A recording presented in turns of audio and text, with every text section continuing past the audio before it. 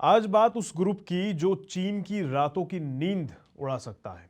मैं बात कर रहा हूं क्वाड ग्रुप की, यानी वो चार देश जो चीन की मनमानी के खिलाफ एक बड़ा कदम उठाने जा रहे हैं। इसमें शामिल है इंडिया, यूनाइटेड स्टेट्स, जापान और ऑस्ट्रेलिया।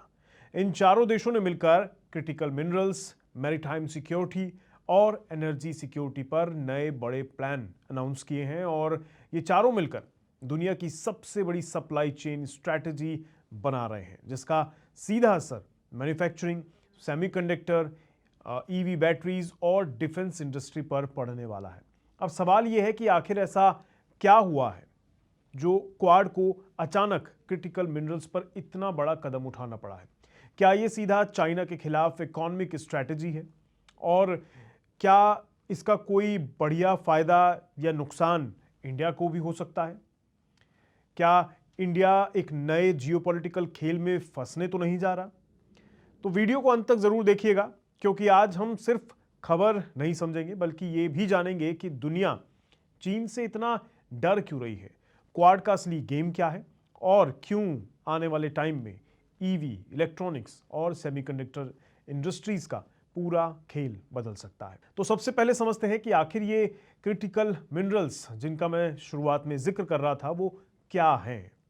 क्योंकि नाम सुनकर तो लगता है कोई टेक्निकल चीज होगी, लेकिन सच्चाई ये है कि आज आपकी जेब में रखा हुआ स्मार्टफोन भी इनके बिना नहीं चल सकता। मतलब लिथियम, कोबाल्ट, निकल, रेयर अर्थ एलिमेंट्स, ग्रेफाइट, यही वो मिनरल्स हैं जिसने EV batteries, mobile phone, semiconductors, solar panel, missiles, fighter jets और एआई हार्डवेयर तक सब इनके जरिए बनते हैं। मतलब फ्यूचर इकोनॉमी अगर इलेक्ट्रिक, डिजिटल और एआई बेस्ड होने वाली है तो असली कंट्रोल ऑयल पर नहीं, इन मिनरल्स पर ही होगा। और प्रॉब्लम यहीं से शुरू होती है। क्यों? क्योंकि दुनिया में इन मिनरल्स की प्रोसेसिंग और रिफाइनिंग पर सबसे मजबूत पकड़ किसी की है तो वो है चीन। कई एस्टिमेट्स के मुताबिक रेयर अर्थ प्रोसेसिंग से लेकर बैटरी सप्लाई चेन तक चाइना का डोमिनेंस इतना बड़ा है कि अगर उसने रिस्ट्रिक्शन लगा दिए तो दुनिया की फैक्ट्रीज रुक सकती हैं। और ऐसा डर सिर्फ थ्योरी नहीं है। हाल के टाइम में चाइना कई क्रिटिकल मिनरल्स पर एक्सपोर्ट कंट्रोल सख्त कर चुका है, जिससे अमेरिका, यूरोप और इंडिया तक चिंता बढ़ गई है। इसमें मैंने हाल में एक वीडियो भी बनाया था जो आप हमारे चैनल पर जाकर देख भी सकते हैं। पूरी तस्वीर आपको और ज़्यादा अच्छे से क्लियर हो जाएगी कि आखिर मामला क्या है। खैर, यानी मैसेज साफ है, अगर टेक्नोलॉजी चाहिए तो सप्लाई चेन भी चाहिए, और सप्लाई चेन कंट्रोल करता है चाइना। और शायद इसी वजह से क्वाड अब एक्शन मोड में दिखाई दे रहा है। रिपोर्ट्स के मुताबिक क्वाड देशों ने करीब $20 बिलियन तक के फ्रेमवर्क पर काम शुरू कर दिया है ताकि माइनिंग, रिफाइनिंग, रिसाइकलिंग और सप्लाई चेन इकोसिस्टम को मजबूत किया जा सके।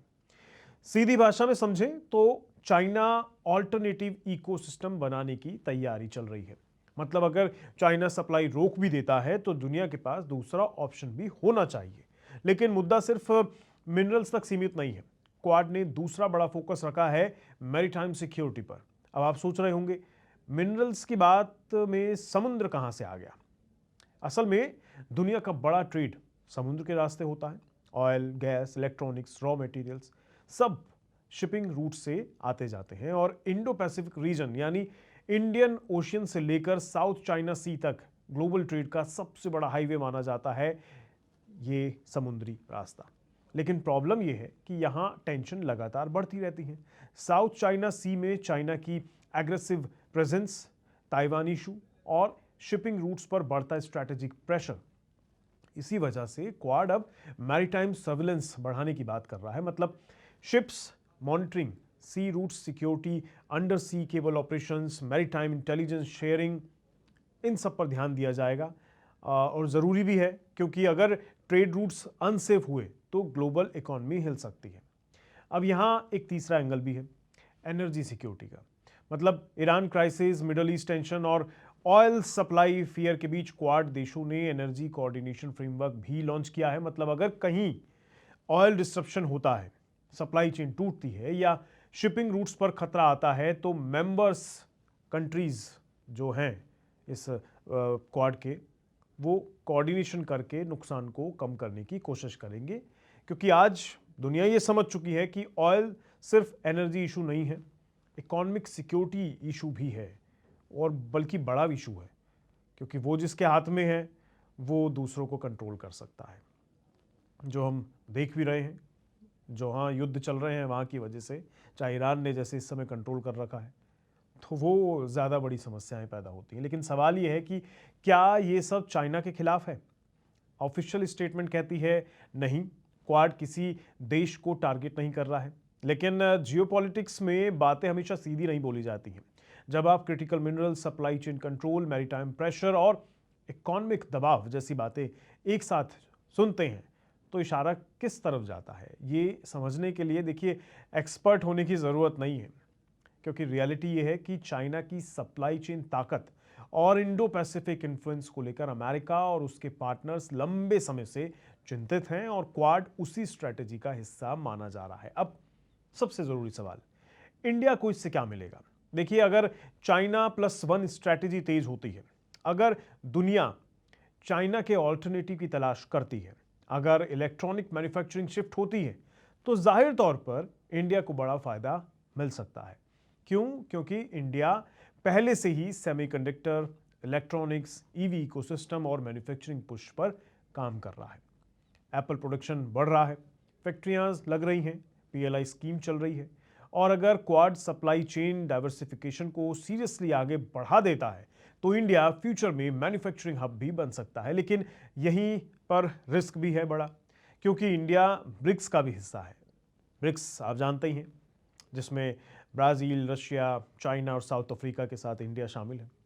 रशिया के साथ रिलेशन भी रखना ज़रूरी है, चाइना के साथ बॉर्डर की टेंशन भी है, और अमेरिका के साथ स्ट्रेटेजिक पार्टनरशिप भी है।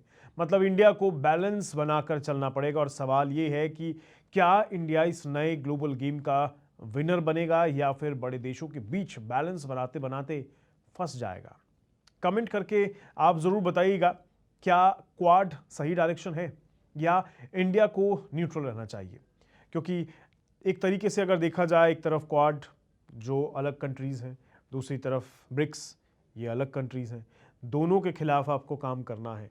बैलेंस चलाना बहुत मुश्किल है, बैलेंस में चल पाना वाकई मुश्किल होगा, क्योंकि एक तरफ आप उनके खिलाफ काम करेंगे और एक तरफ आप उनके साथ, चाहे आप ब्रिक्स में होकर डी डॉलराइजेशन अमेरिका के लिए करें, या फिर क्वाड में रहकर चीन के खिलाफ, उसके सप्लाई चेन के खिलाफ, सेमीकंडक्टर और पावर बैलेंस के खिलाफ काम करें अमेरिका वगैरह के साथ मिलकर।